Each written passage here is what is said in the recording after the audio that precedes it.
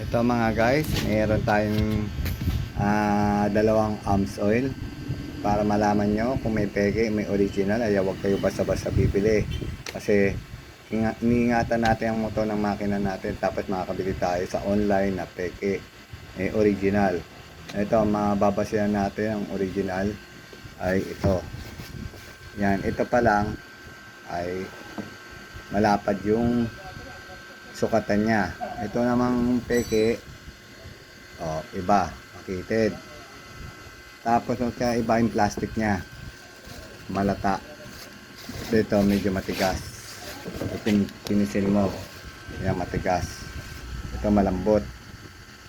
Pangalawa, ito ang linaw.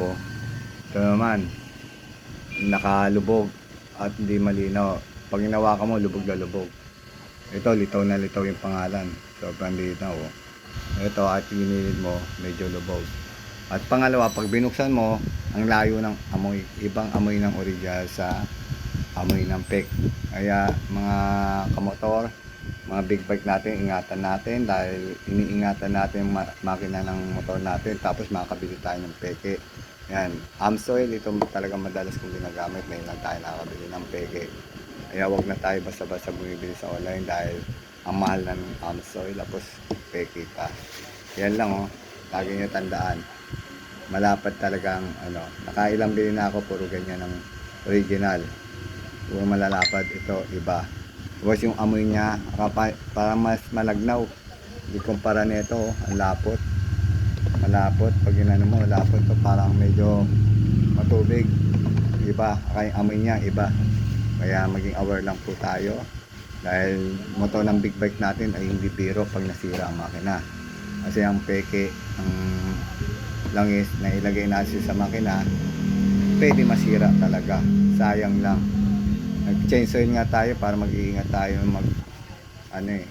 masiraan ng makina. Dahil nagpapalit tayo ng langis, nag-iingat tayo. Tapos nagpalit nga tayo, peke pa na hindi natin mapapansin. Tapos yung guhit niya iba. Pag galing side ka dito, kaliwa ang kaliwa yung sukatan. Ito naman dito kanan. Itong peke kanan. Tingnan mo, dito siya guhit. Ito dito.